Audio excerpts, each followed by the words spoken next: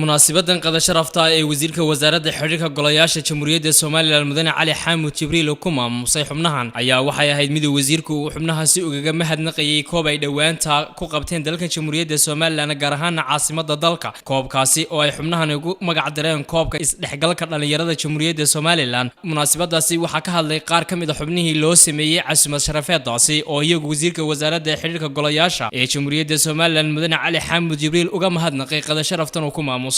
horta wasiirku aad buu mahadsan yahay maanta deynteena oo dhan isma nimaadneen marka waxaan sinimka maladhan baa joogtaan mise Hargeysa marka dib noo eegay in waa soo dhaweyn Xuseen iyo Yaasiin iyaguna inoo yimid marka ugu horeysa waxa mahad iska Ilaahay mar labaad waxa mahad leh wasiirka oo inoo sameeyay qadadan sharafta leh ciyaartii aan qabanay last 2 days waa ka war hayseen hawl aad u adag bay ahayd waxa laakiinse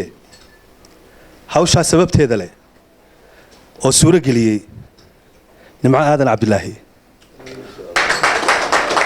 geesta kalaalkaasi waxa ka hadlay Khadar Cali Gaas la taliyaha madaxweynaha ee arrimaha saxaafadda waxaanu xubnahan ku bogaadiyay ay sameeyeen ee ahayd in ay dalka jamhuuriyadda Soomaaliland ka hirgeliyaan inay ku qabtaan koob ay ugu magac dareen koob isdhexgalka dhalinyarada jamhuuriyadda Soomaaliland oo lagu qabtay caasimadda Soomaaliland inamadeena ka yimid London ee soo xilqaamay gartay inay uga faa'iideeyaan wixii maskaxdooda ku jiray dhalinyaradeena ku dhaqan dalka gaar ahaan dhinaca sportska oo door muhiim ah ay ka qaadan karaan waxaan u soo jeedinayaa inay sii wadaan hawshan insha Allah taala gabagabadii munaasabadaasi waxa ka hadlay wasiirka wasaaradda xiriirka golayaasha iyo cilmi baarista jamhuuriyadda Soomaaliland mudane Cali Xamuud Jibriil xaqiiqatan fikir aad u fiican baad keenteen oo lixdii kooxood ee lixdii degme magaalada ay ka koobnayd si aad u